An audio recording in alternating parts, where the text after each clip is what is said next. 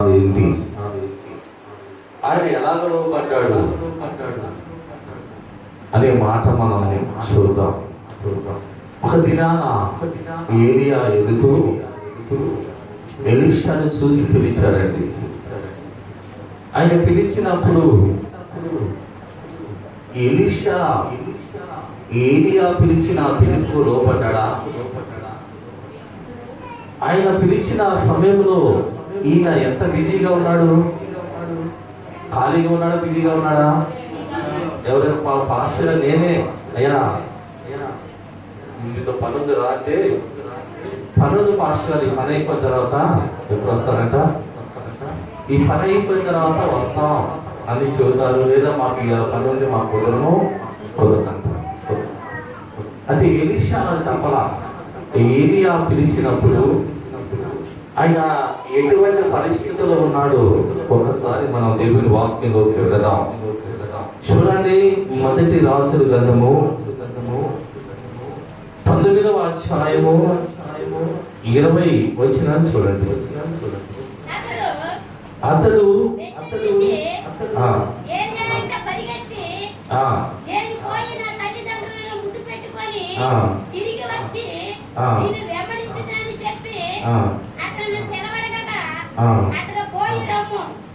వెలిగిస్తుంది. సరే, ఆయన ఏమన్నాడండి? పోయి రమ్మన్నాడు. ఈయన పిలిచినప్పుడు ఆయన ఎలాగా వెంబడించాడంటే పరిగెత్తాడంట. ఎలా పరిగెత్తాడండి? పరిగెత్తుతూ 19వ వచనాన్ని చూడండి. ఏలియా ఒకరు చదువుతున్నారా? చదువు. అచ్చరి నుండి పోయిన తర్వాత ఎలీషా కనబడెను.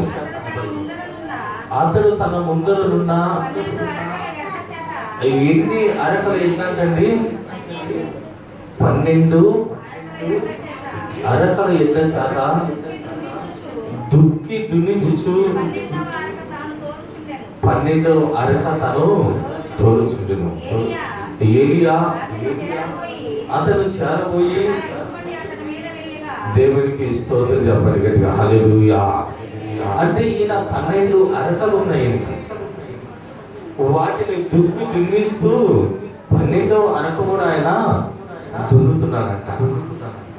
ఆ సమయంలో ఏలియా ఎదుగు ఎలీషాను చూసి తన దుప్పటి తన మీద వేశాడండి. వెంటనే ఎలీషా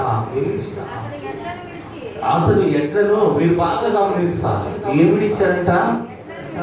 తన ఎడ్లను విడిచి ఏలియా ఎంత పరిగెత్తి, చాలండి దేవునికి స్తోత్రం.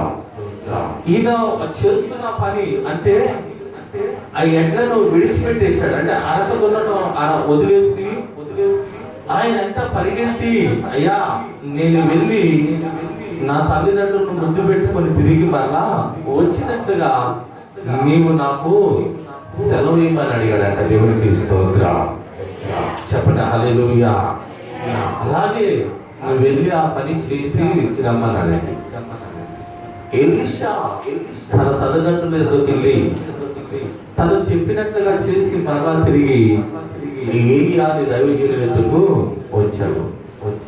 ఇక్కడ మనం గమనించినట్లయితే ఒక దైవజనుడికి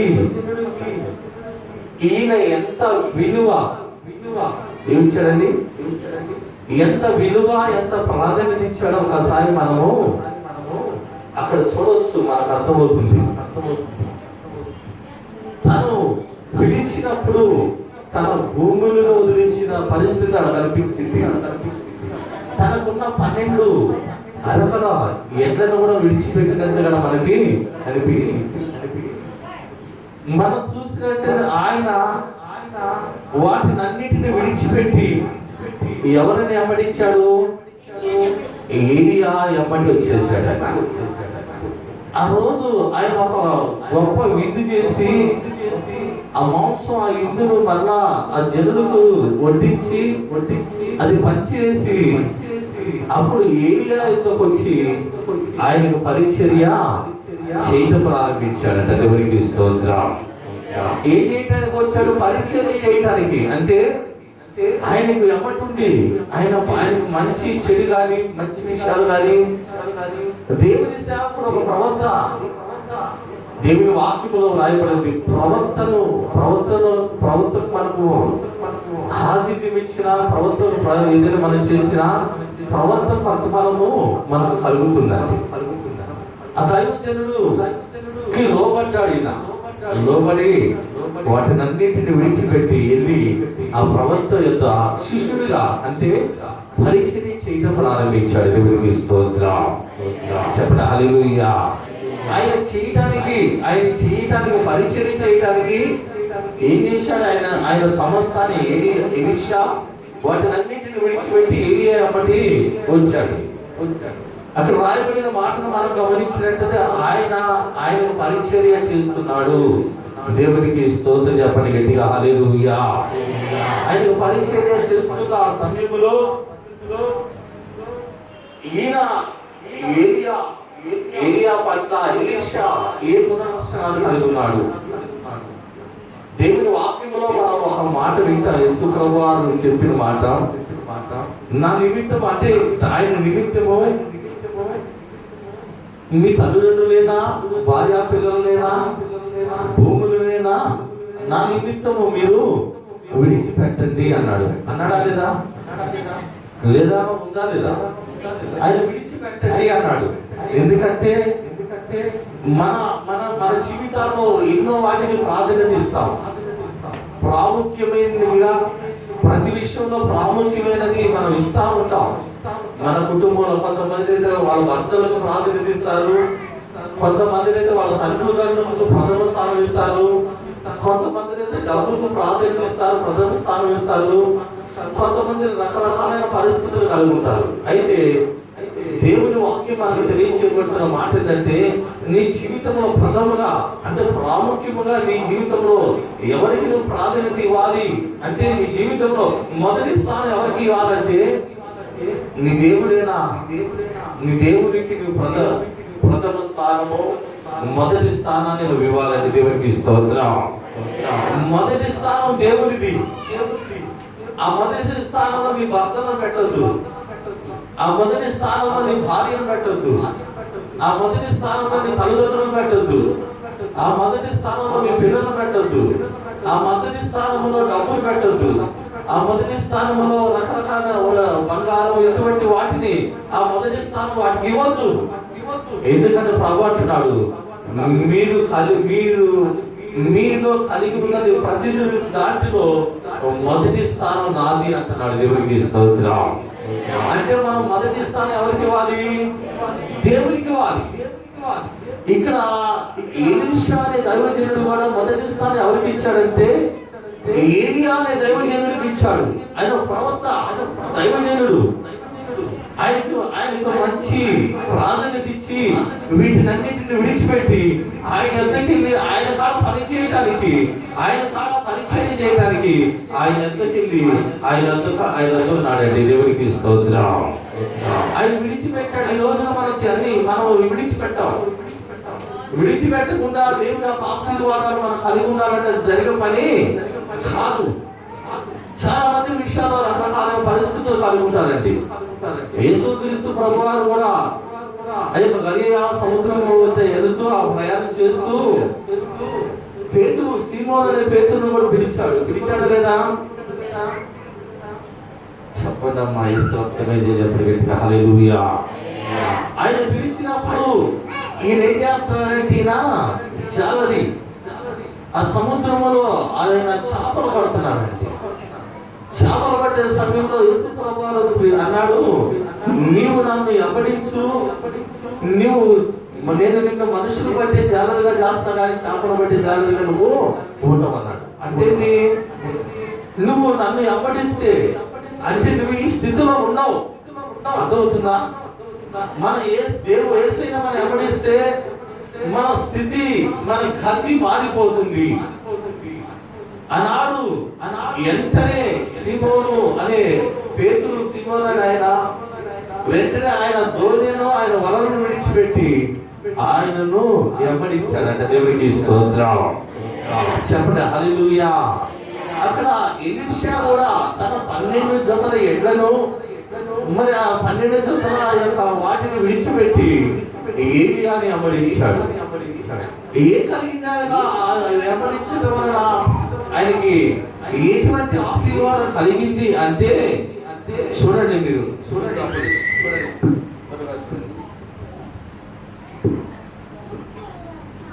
2వ రాజుల గ్రంథము 2వ అధ్యాయము 15వ వచనం చదవండి. 2వ రాజుల గ్రంథము అమ్మా ఎరుకో పట్టణము ఎద్దు నుండి శిష్యులు అతను చూసి ఏలియా ఆత్మ ఎలీషా మీద నిలిచి ఉందని చెప్పుకొని అతని ఎదుర్కొని పోయి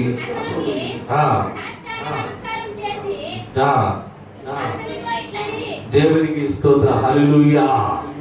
ఇప్పుడు ఎవరి ఆత్మ ఎవరి మీద ఉందంట చెప్పండి. ఏలియా ఆత్మ ఎలీషా మీద ఉంది. అర్థమవుతుందా? ఒక ప్రవక్తని ఏం చేశాడు? ఒక సేవకుని అమ్మడించాడు. ఆ సేవకుడికి పరిచయం చేయటం ప్రారంభించాడు. ఆ సేవకుడు వెంట ఉన్నాడు. ఉండటం వలన ఈయనేం కలిగి ఉన్నాడంటే, ఇదిగో ఆ దైవజనుడు అభిషేకము ఇదిగో ఈ దైవజనుడి మీదకి దిగి వచ్చింది. దేవునికి స్తోత్రం. ఇప్పుడు వాళ్ళు ఏం చెప్పుకుంటున్నారంటే, ఇదిగో ఏలియా ఆత్మ ఎవరి మీద ఉందంట? ఏలియా ఆత్మ ఎలీషా మీద ఉంది అని వారు కనుక్కొని భయపడి ఆయనకు సాష్టాంగ నమస్కారం చేశారంట. దేవునికి స్తోత్రం. చెప్పండి హల్లెలూయా, చెప్పండి హల్లెలూయా. ఈయన ఏది ఆశించి ఏలియాని అప్పడించాడు? చాలా మందిని సంఘాల్లో దైవజనుల్ని కొంతమందిని అనుసరిస్తారు. ఎందుకంటే కొంతమంది వాళ్ళ స్వార్థం కొరకు, లేదా ఇంకేదైనా ఘనత కొరకు, లేదా ఇంకేదైనా ఆశించి వాళ్ళు అనుసరించడం ప్రారంభిస్తారు. వాళ్ళ గురించి కూడా చెబుతారు. అలాగ నడవడం ప్రారంభిస్తారు. అయితే ఈ దైవజనుడు అయితే మాత్రం ఆయన అభిషేకం నాకు కావాలి. ఎవరు అభిషేకం కావాలి? ఇదిగో ఆ దైవజనుడి మీద అభిషేకం నాకు కావాలి. దేవునికి స్తోత్రం. చెప్పండి హల్లెలూయా, చెప్పండి హల్లెలూయా. ఈ మందిరం కట్టినప్పుడు ఒక ఆయన వచ్చాడు, పాస్టర్ సేవ చేస్తున్నాడు. ఆయన నా బ్యాగ్ మోసేవాడు. ప్రకాష్ అని హిందువులు నా బ్యాగ్ మోసేవాడు. ఏం చేసేవాడు? చెప్పండి అమ్మా, చెప్పండి చెప్పండి హల్లెలూయా. అందరు బాగున్నారా? ఎవరైనా ఇద్దరు వెళ్ళుంటే హల్లెలూయా చెప్పండి గట్టిగా, హల్లెలూయా. అబ్బో దేవునికి స్తోత్రం. చెప్పండి హల్లెలూయా. ఈయన ఇస్త్రీ పని చేస్తూ ఉంటాడు. హైదరాబాద్ ఇస్త్రీ పని చేస్తూ ఉండేవాడు. భయంకరంగా తాగిపోతూ ఇలాగ వాకింగ్ చెప్పడం అలాగా చేయటం. ప్రభు నమ్ముకున్నాడు. ప్రభు నమ్ముకున్న తర్వాత కొన్నాళ్ళు మేము స్వార్థ పరిచయం చేస్తున్నప్పుడు మా వెంట వచ్చి మా బ్యాగ్ మోసుకోడు. ఏం చేసాడు? నా బ్యాగ్ తీసుకొని మోసుకుంటూ వచ్చిపోయాడు. తర్వాత ఆయన సేవకుడయ్యాడు. ఏమయ్యాడు? సేవకుడయ్యాడు. ఆ తర్వాత నేను ఒక సందర్భంలో ఇద్దరు కలిసినప్పుడు, అన్నా మాస్టర్ గారు, ఈ రోజున నేను ఇలాగా దేవుని సేవ చేస్తున్నానంటే ఒకప్పుడు నేను మీ బ్యాగ్ మోసానండి అన్నాడు. దేవునికి స్తోత్రం. ఏం మోసాడంట? నేను కూడా బ్యాగ్ మోసాను. ఎవరు బ్యాగ్ మోసా? మా మాస్టర్ గారు బ్యాగ్ మోసాను. ఆయన నాకు ఇవ్వడు. ఎందుకంటే అప్పుడున్న ఆ యొక్క సాక్ష్యాన్ని బట్టి, నాకున్న సమయాన్ని బట్టి ఆయన ఎక్కువగా నాకు అలాంటి పని చేయించాలని ఇష్టపడ్డు. అయితే మాత్రం నేను ఎప్పుడు దైవజనులు ఆయన అంటే ఉండేవాడిని. ఆయన ఎక్కడికి వెళ్తే అక్కడికి వెళ్ళేవాడిని. ప్రార్థన ఎక్కడంటే అక్కడ ఉండేవాడిని.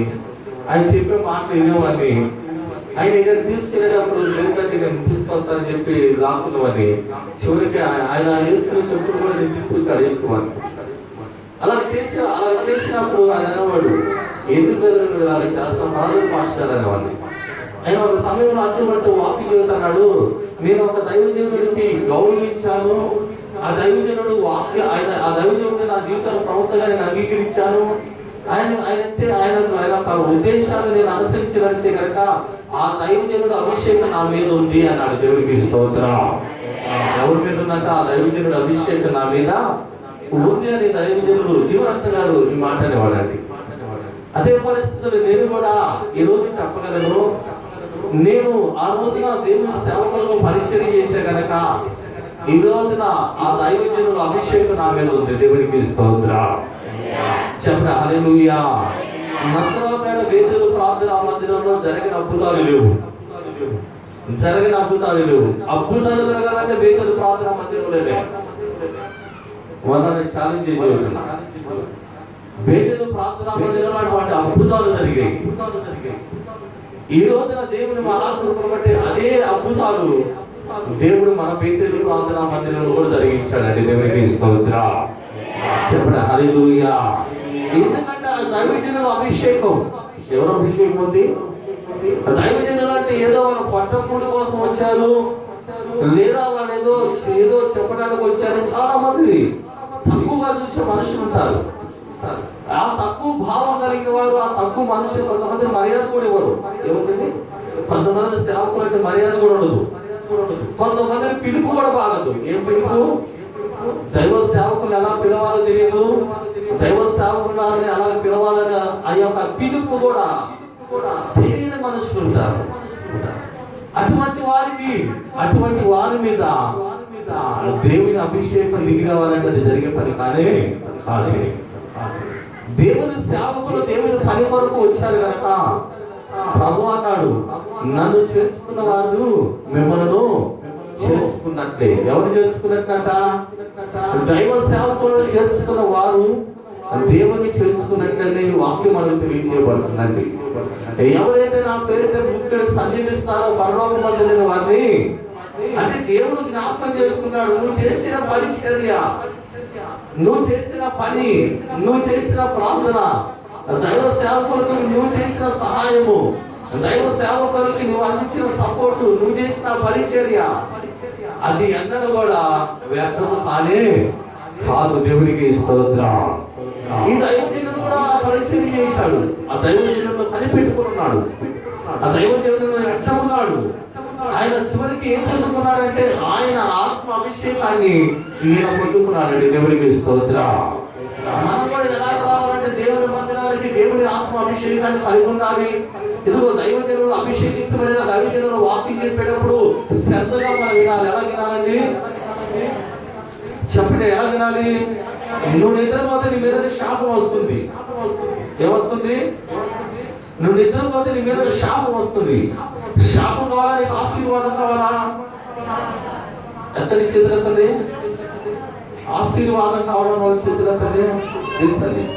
శాపం కూడా కావాలని వాళ్ళ చేతులెత్తండి. లేదు. ఎందుకంటే ఆత్మాభిషేకం కలిగిన దైవజనులు వాక్యం చెప్పేటప్పుడు మనం ఏమాత్రం కూడా ఆ మాటను మనం తీసుకోలేదనుకో, నువ్వు బ్రతికినంతకాలం నీ జీవితంలో అద్భుతం జరగదు. దైవ సేవకుడు వాక్యం చెబుతున్న సమయంలో ఇది దేవుడు మాటలు ఇప్పుడైనా నీ హృదయంలోనే తీసుకో. ఇప్పుడైనా నీ జీవితంలో అద్భుతం జరుగుతుంది. దేవుడికి స్తోత్రం. ఇప్పుడైనా జరుగుతుందండి. మన దేవుడు ఆయనకి అసాధ్యం కూడా లేదు. దేవుడికి స్తోత్రం. చూడండి, నేనేమడుగుతాడు ఆయన్ని. చాలా మందిని అడుగుతారు. ఏమడుగుతారో నేను మాటలు చెబుతాను మీకు. చూడండి దేవుని వాక్యాన్ని చూడండి. అదే 2వ రాజుల గ్రంథం 2వ అధ్యాయం 9వ వచనాన్ని మీరు చూడండి. వారు దాటిపోయిన తర్వాత ఏలియా ఎలీషాను చూసి, అమ్మా నేను నీ యొద్ద నుండి తీయబడక మునుపు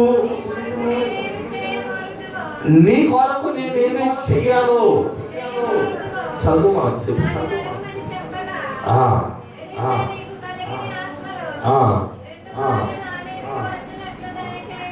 దేవునికి స్తోత్రం. హల్లెలూయా.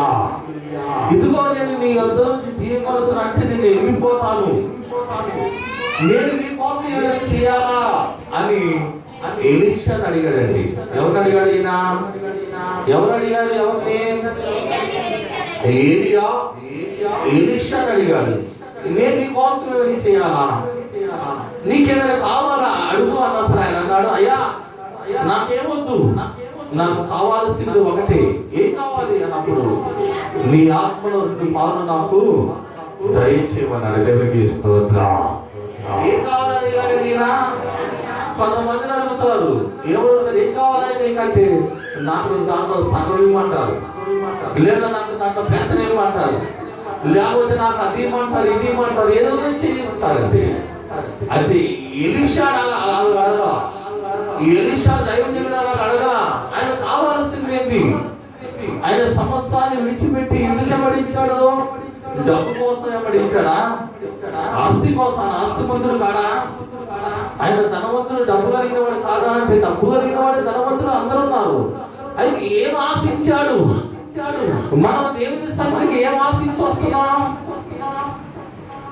ఏమి ఆశ మనలో ఉంది? ఏం ఆశించి వస్తున్నాం? మనకి ఏది కావాలని మనలో ఉండే ఆశ. కొంతమంది రకరకాలైన మనుషులు ఉన్నారు, రకరకాలైన ఆలోచనలు, రకరకాలైన అవసరాలు ఉంటాయి. అయితే ఎలీషా మాత్రం తను అడిగిన మాట, నీ ఆత్మలో 2 పాలు నాకు దయచేయమని అడిగాడు. దేవునికి స్తోత్రం.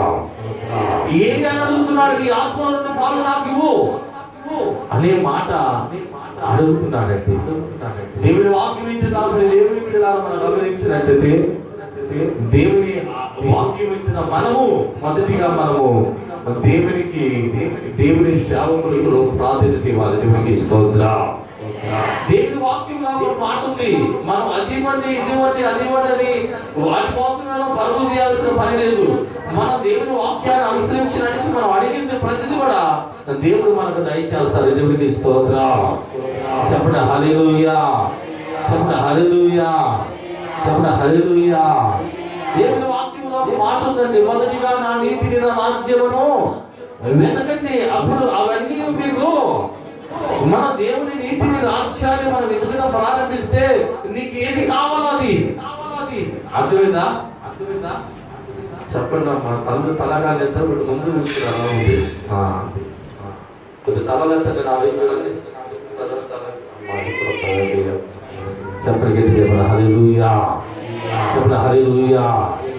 ఏమనగాలంట, మొదటిగా నీతిని, ఆ రాజ్యాన్ని మనము, అప్పుడు మనకు అవన్నీ దేవుడు మనకు అన్నిటిని అనుగ్రహిస్తారంటే, ఆయన మనం అడగాలంటే ఆయన మనం వెంబడించాలి. దేవునికి స్తోత్రం.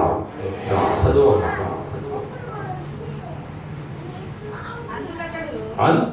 అందుకు అతడు, నీవు అడిగినది కష్టంగానే ఉంది, అయితే నీ యొద్ద నుండి నేను తీయబడినప్పుడు, నీకు నేను కనపడితే ఆ ప్రకారమే నీకు లభించును. కనపడిన ఎడలా అది కాకపోవునని చెప్పాను. వారు ఇంకా వెలుచు మాటలాడుచుండగా, ఇదిగో అగ్ని రథములను, అగ్ని గుర్రములను కనబడి వీరిద్దరిని వేరు చేసెను. అప్పుడు ఏలియా ఆ సుడిగాలి చేత ఆకాశమునకు ఆరోహణము ఆయను. ఎలీషాని చూసి, నా తండ్రి, నా తండ్రి, ఇశ్రాయేలు వారికి రథము రోతులను నీవే అని కేకలు వేసెను. అంతలో ఏలియా అతను మరలా ఇంకా కనపడకపోయాడు. దేవునికి స్తోత్రం.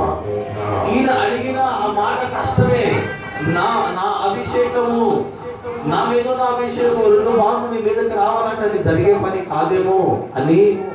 ఒకవేళ నేను నీ యొద్ద నుంచి వేరు చేయబడినప్పుడు నేను నీకు కనపడినట్లయితే నువ్వు అడిగినట్లుగా అది జరుగుతుంది అన్నాడు. దేవునికి స్తోత్రం. ఇదిగో ఈ ఎలీషా దైవజనుడికి ఆయన దురదృష్టాలు ఏంటంటే, తనకు మంచి మనసు ఉంది. ఏమిటంటే మంచి మనసు ఉంది, తనకు ఒక మంచి ఆలోచన ఉంది కనుక తన కోరుకున్న ఆ కోరిక నెరవేరిందా, నెరవేరలేదా? ఆయన అడిగింది ఆయన అభిషేకం కొరకు అడిగాడు.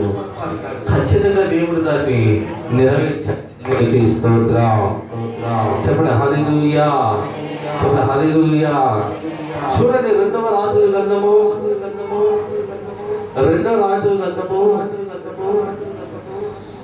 5వ అధ్యాయము 16వ వచనాన్ని చదవండి. ఎలీషా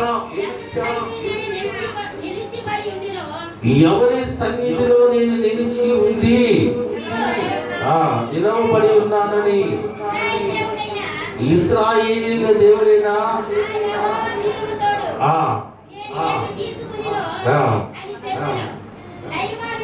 దేవునికి స్తోత్రం చెప్పండి గట్టిగా హల్లెలూయా.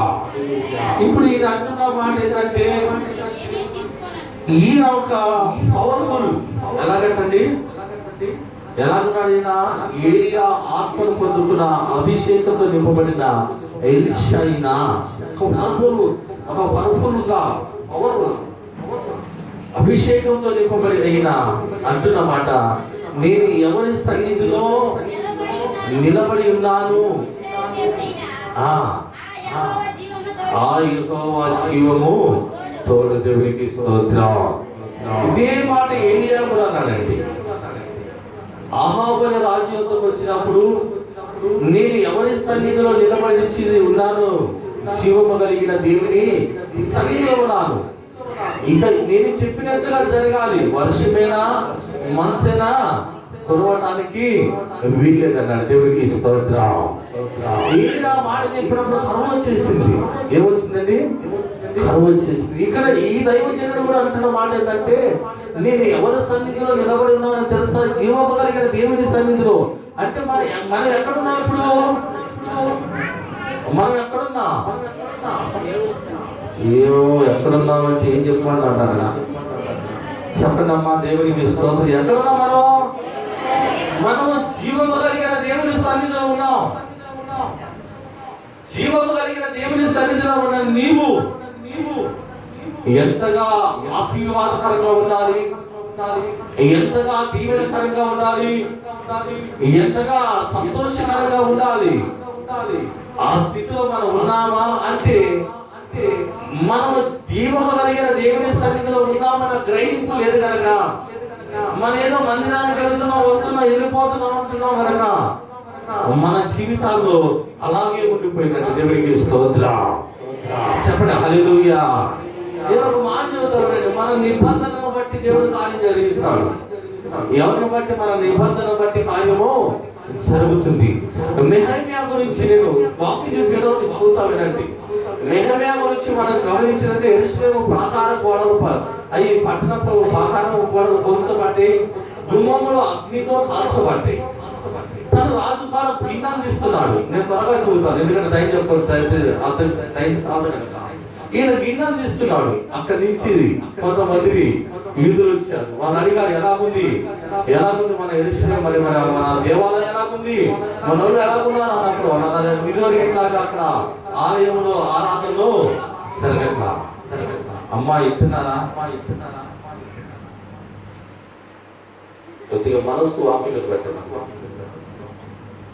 ఆరాధనలు జరగట్లా, ఆహార గోడలు పడిపోయి యాజకులు కూడా దాని గురించి పట్టించుకోవట్లా. ఇక్కడ ఏమీ లేదు అన్నప్పుడు తను రాజు కాడ వెళ్ళి మరి మాట్లాడి యెరూషలేముకి వెళ్తాడు.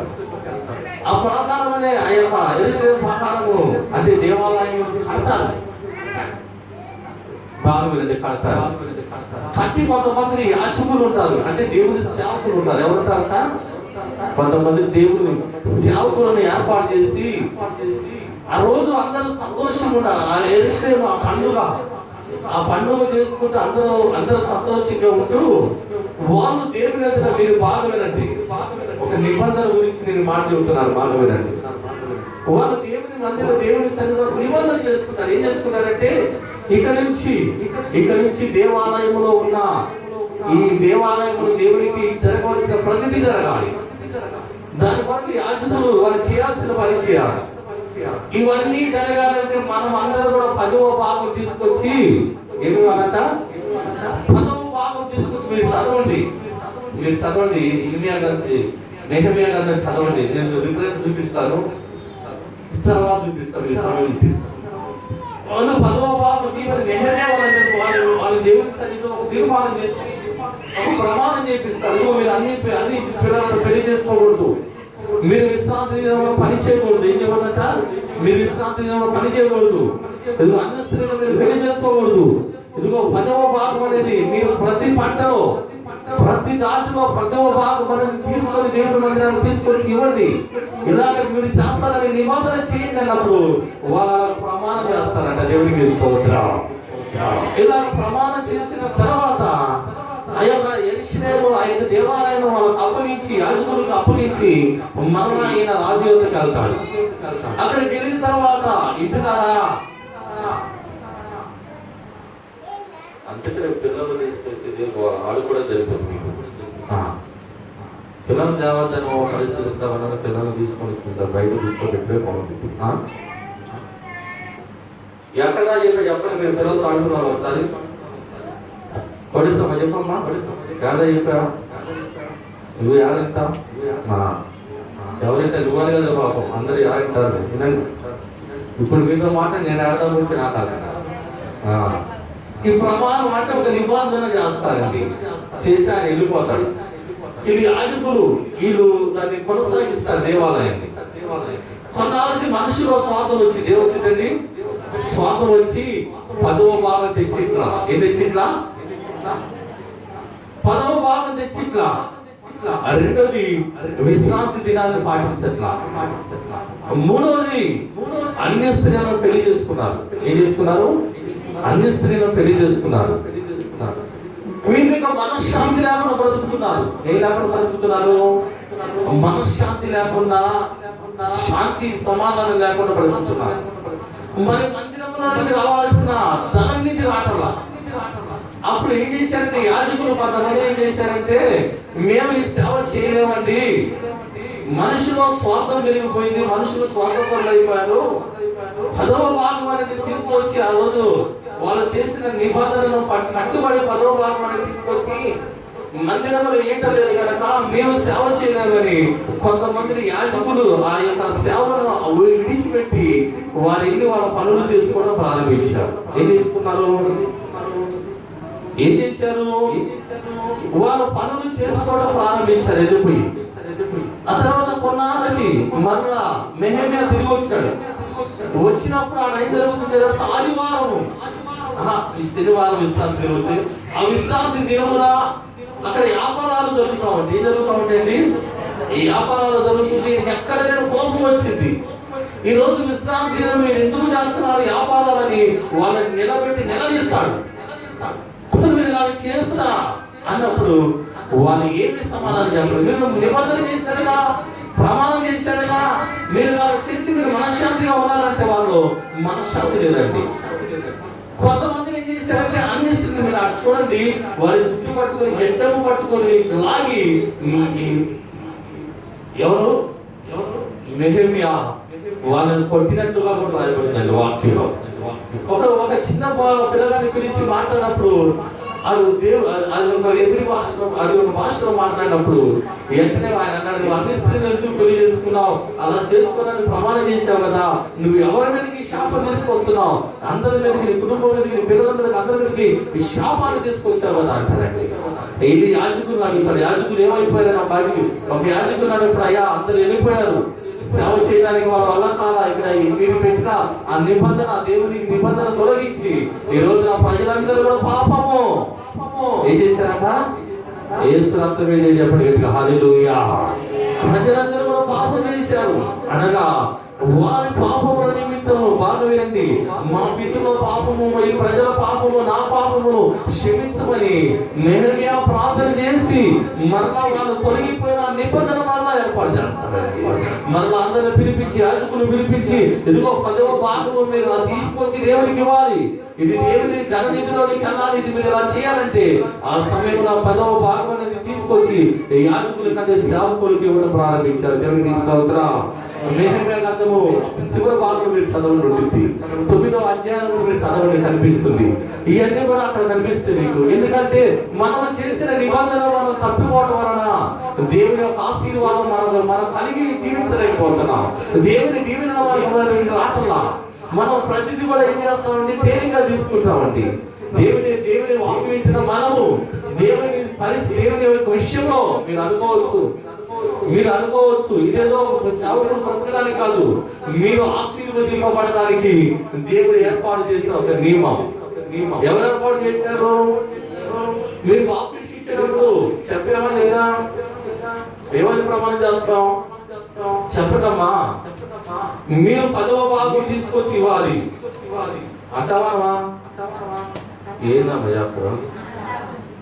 మీరు ఏకపోతే ఇవ్వాలి చెప్పండి అంట అని సంఘ క్రమము దేవునికి సాక్షిగా అని వెనుక ప్రమాణం చేసిన తర్వాతే మీకు బాప్టిస్ట్ ఇవ్వడం జరుగుతుంది. అంతేనా? ఈ కట్టుబాటు ఉందా లేదా? ఇది ధర్మశాస్త్రంలో రాయబడిన కట్టుబాటు, దేవుడు ఒక ఏర్పాటు అండి. దానికి నువ్వు కట్టుబడితే నువ్వు సంతోషంగా ఉంటావు. ఇష్టార్థ దేవుని పని చేయకుండా ఈ రోజు ఎంతమంది పనులకి వెళ్తారు, ఖాళీగా ఉండరు, నీకు ఆశీర్వాదం ఉండదు. నువ్వు ఎంత సంపాదించినా నీ డబ్బులని చెల్లి సంచలో వేయబడ్డది. దేవునికి స్తోత్రం. ఈ నిబంధన మారిపోతుంది. ఇది జరగడం వలన మీరే ఆశీర్వదింపబడదు. సేవకుడికే కాదు. ఏలియా చెప్పాడు, కరువు వచ్చింది. ఆయన ఎక్కడ పోయి కూర్చున్నాడు? హేరోదు వాగు యొద్ద కూర్చున్నాడు. అండి ఎవరి ద్వారా పోషించబడ్డారు? దేవుడు ఏలియాను పోషించాడా లేదా? చెప్పడం పోషించాడా లేదా? కాకుల ద్వారా ఆహారం వచ్చింది. దైవ సేవకులకు ఎటువంటి ఇబ్బంది ఉండదు. దేవుడిని పిలిచాడు దేవుడి సేవ కొరకు. ఈ ద్వారాలు ముయ్యబడితే మరొక ద్వారాలు దేవుడు తెలుస్తాడు. దేవుడికి స్తోత్రం. చెప్పండి గట్టిగా హల్లెలూయా. మరొక ద్వారాలు తెరవబడతాయి. కారణం ఏంటో తెలుసా? పిలిచిన దేవుడు నమ్మదగిన వాడు. దేవుడు నమ్మదగిన వాడండి. దేవుడు ఏదో ఒక విధంగా సహాయం చేస్తాడు. ఏరియాను పోషించిన దేవుడు దైవ సేవకులు పోషించగలరు. దేవుడికి స్తోత్రం. దేవుడి వాక్యములను అనుసరించి నువ్వు నడిచావా? ఇదిగో ఆకాశ పశువులను పోషించిన దేవుడు నిన్ను కూడా చెప్పండి సారాపేట గ్రామంలో ఎంతో మంది ఉన్నారండి. ఏరియాను పోషించడానికి దేవుడు ఒక విధవరాలను ఉంచాడు. దేవుడికి స్తోత్రం.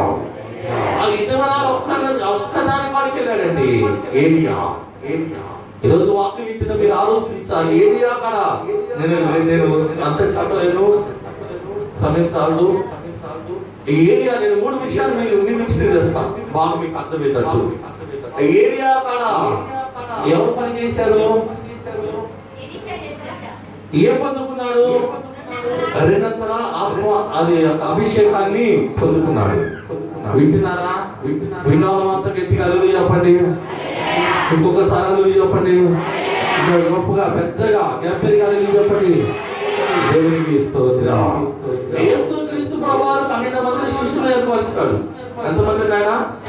12 మందిని శిష్యులు ఏర్పాటు చేసుకుంటే ఆయన కాడ ఉంటూ ఒక ఆయన ఉన్నాడు, ఇస్రాయేలు యోధ ఏం చేశాడు? చెప్పండి అమ్మా, యోధ ఏం చేశాడు? యేసుక్రీస్తు ప్రభువారిని 30 ఎండిన నేలకి అమ్మేశాడు. ఈయన ఎవరి యొక్క శిష్యుడిగా ఉన్నాడు? ఏలియా యొక్క ఎలీషా శిష్యుడిగా ఉండి ఆయన ఆత్మను పొందుకున్నాడు. యేసుక్రీస్తు ప్రభువారి యొక్క శిష్యుడిగా ఉంటూ 12 మంది శిష్యులు ఒక ఆయన యోధ.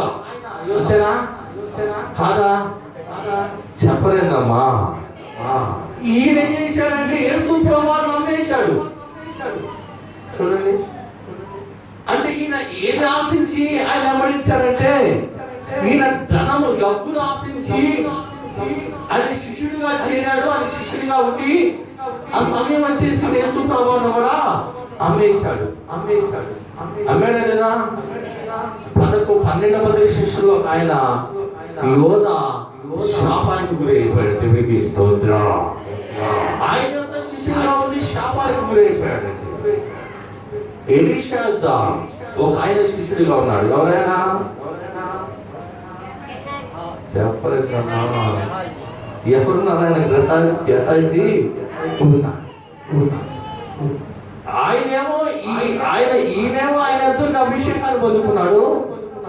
ఈయన ఎంతో ఏం పొందుకున్నాడు? ఎవరి పుష్టి వ్యాధి పొందుకున్నాడు. ఏం ఆశ ఉంది దీనికి? ధనాశ. ఏం ఆశ ఉందండి? ఈయన ధనాన్ని విడిచిపెట్టిపోయి ఇదిగో ఏలియా మీద ఆత్మాభిషేకాన్ని పొందుకున్నాడు. ఎలీషా శిష్యుడిగా ఉండి ఈయన కుష్టి వ్యాధిని తెచ్చుకున్నాడు. కారణం ఏంటో తెలుసా? ఆయన యొక్క శిష్యుడిగా ఉంటూ ఏముందంటే ఆయన యొక్క ధనాశ. ఏమొచ్చింది? ఈరోజు ధనాశ కలిగి మనుషుడు, ధనం ఉండాలి అంటే అది ఆశగా ఉండకూడదు. ధనం దేవుడు నీకు ఎందుకు ఇస్తున్నాడు తెలుసా? డబ్బు దేవుడు నీకు ఎందుకు ఇస్తున్నాడు తెలుసా? దేవుడి సేవ పరకు నువ్వు ఖర్చు పెట్టాలి. ఎవరికి ఖర్చు పెట్టాలి? ఒక కుంట ఉంది, ఆ కుంటలో కొన్ని నీళ్లు ఉన్నాయి. ఆ నీళ్లు అలాగే ఉంటే కొన్ని రోజులకి ఏమవుతుంది? అవి పాడైపోయి పాసి పడతాయి. ఆ నీళ్లు పనికి వస్తాయా? పనికిరావు. అదే ఆ నీళ్లు కుంటలు మనం చిమ్మితే కొత్త నీళ్లు వస్తా ఉండింది. వస్తా ఉంటారు కదా. దేవుడు మనకి దానం చేస్తే దేవుని సేవకు మనం ఇవ్వం. దేవునికి దర్శన భాగం ఇవ్వం. మనం కష్టపడే కష్టార్జితాలు దేవునికి దర్శన భాగం ఇస్తే దేవుడిని ఆశీర్వదించరా? మనం ఇవ్వం. మనం పండించే ప్రతి పంటలో మన దేవునికి తీసుకొచ్చి ఇవ్వం.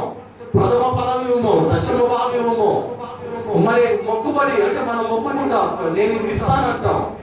అది ఇవ్వడానికి మన మనసు ఒప్పుకోదు. దేవుడు ఏదో ఒక విధంగా మరలా రాబడతాడంట. అంటే మనం దేవుని మోసం చేస్తూ దేవునికి చేయాల్సినంత కూడా మనం చేయకుండా మనం దేవుని కూడా మనం దొంగిలించి మనం బ్రతకాలంటే అది శాపానికి గురి అవుతుంది, కానీ ఆశీర్వాదానికి గురి కాని కాదంటే. దేవునికి స్తోత్రం చెప్పండి. హల్లెలూయా. ఈయన కుష్టి వ్యాధి, నయమాను కుష్టి వ్యాధి తెచ్చుకున్నాడు. నయమాను అనే ఒక సైన్యాధిపతి దైవజనుడు వచ్చినప్పుడు ఆయన యోర్దాను నదిలో 7 వారాలు మునిగిపోయినప్పుడు ఆయన మునిగి కొన్ని బహుమానాలు తీసుకొచ్చి ఆయన ఇస్తే నాకు వద్దయ్యా అంటాడు. ఆయన తీసుకుని పోతున్న ఆ సమయంలో ఈయన ఎవరైనా గిహాజికేం కలిగిందంటే ఈ సేవకుడు ఏంటి అసలు బుర్రంగా లేదా దిక్కులో ఉన్నాడు, అంత దానం ఇస్తుంటే వద్దంటున్నాడని ఈయన రథాలు కూడా పరిగెత్తాడంట. దేవుడికి స్తోత్రం. ఇప్పుడే నలుగురు సేవకులు వచ్చారు. ఎవరు వచ్చారంట? ఇప్పుడే సేవకులు వచ్చారు కొంతమంది. అయ్యా మా దైవజనుడు ఎందుకు పంపించాడు అనగా, ఆయన ఏం కావాలనగా ఆయన కొంత తీసుకొచ్చి దాని ఇంట్లో దాచుకొని ఏమి ఎరగనట్టుగా వచ్చి ఇచ్చున్నాడు. ఎలీషా దైవజనుడు అంటున్నాడు, ఎక్కడికి వెళ్ళావయ్యా గెహాజీ అంటే, నేను ఎక్కడికి వెళ్ళాను దైవజనుడా, యెహోవా జీవంతో నేను ఎక్కడికి వెళ్ళాను, ఇక్కడే ఉన్నాను, నేను ఎక్కడికి కూడా వెళ్ళాను అన్నాడు. అప్పుడు అన్నాడు, ఏంటి బంగారం సంపాదించుకోవడానికి ఇది సమయమా? నువ్వు ఆ రథములు పరిగెత్తుతున్న సమయంలో నా ఆత్మ నీ అంట రాలేదా అన్నాడు. దేవునికి స్తోత్రం. హల్లెలూయా, హల్లెలూయా. నమ్మి మనుషులను నమ్మి